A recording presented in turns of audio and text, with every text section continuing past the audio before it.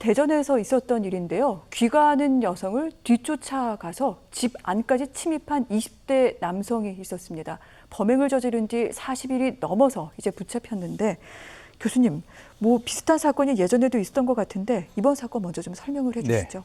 지난 6월 15일 오후 11시 20분인데 대전에 있는 서구 도마동에 있는 홀로 귀가를 하고 있는 그 다세대 주택에 살고 있는 여성입니다. 그런데 네. 이제 어떤 남성이 따라와 가지고 그 여성이 문을 여는 상태에서 바로 이렇게 밀고 들어와 버렸어요.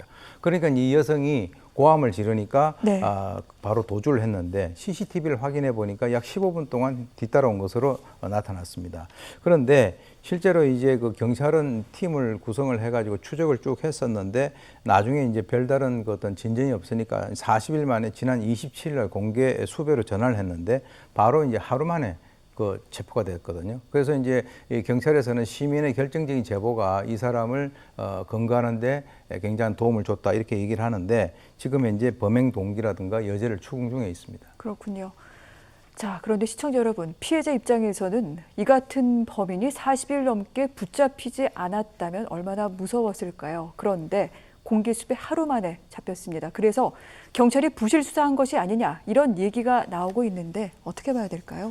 글쎄요, 지금 40일 동안 체포를 하지 못한 그런 상황이기 때문에 피해자 같은 경우는 굉장히 좀 두려움에 떨었을 텐데 네. 지금 그 문제가 뭐냐면 사실은 언론 보도가 있고 난 뒤에 이 경찰에서는 1대1 조사를 했다는 거죠. 왜 그러냐면 CCTV에 그 용의자의 모습이 찍혀가지고 용의자가 살고 있는 그 주거지를 갖다 좀 특정을 할 수 있었다라고 하는 거죠. 그 건물을. 네. 그래서 그 안에 있는 사람들이 한 14명 정도가 됐는데 그 사람들에 대해 가지고 이제 지문이라든가 이런 뭐 CCTV를 확인한다라고 해서 한 40일을 보냈다는 거죠.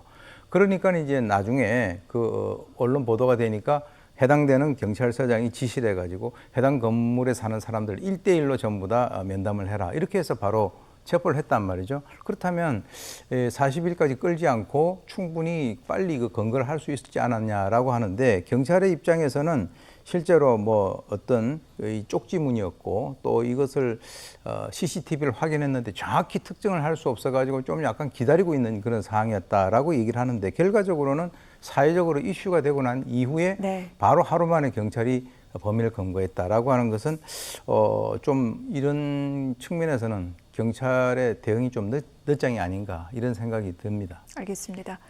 그리고 서울 신림동 사건 아마 기억하실 겁니다. 지난해 발생한 비슷한 유형의 사건이었는데 그렇다면 이번 이 피의자 어떤 혐의를 좀 적용받을 수 있을까? 일단 뭐 주거 침입은 확실해 보이는데 신림동 때 강간 미수 혐의 적용을 놓고 굉장히 말이 많았었습니다. 네, 그래서 어떨까요? 이제 많은 사람들이 저 강간 미수다. 여성이 혼자 살고 있는데 밀고 들어갔으면 그게 강간 미수 아니냐라고 네. 했는데 결과적으로는 대법원에서 판결이 강간 또는 강제추행 미수 여부가 입증됐다라고 보기가 힘들다라고 이 얘기를 하면서 그 부분에 대해서 무죄를 선고를 했거든요. 그런 판례대로 간다라고 한다면 저희가 추정컨대는 동일한 결과가 나오지 않겠나 하는 생각이 듭니다.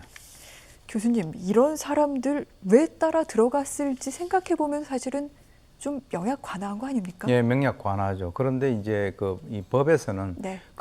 들어갔는데 들어간 것이 물건 훔치러 들어간 것인지 또는 뭐 기타 본인들은 뭐 이런저런 이유를 대고 기억이 안 난다, 술을 마셔서 그렇다.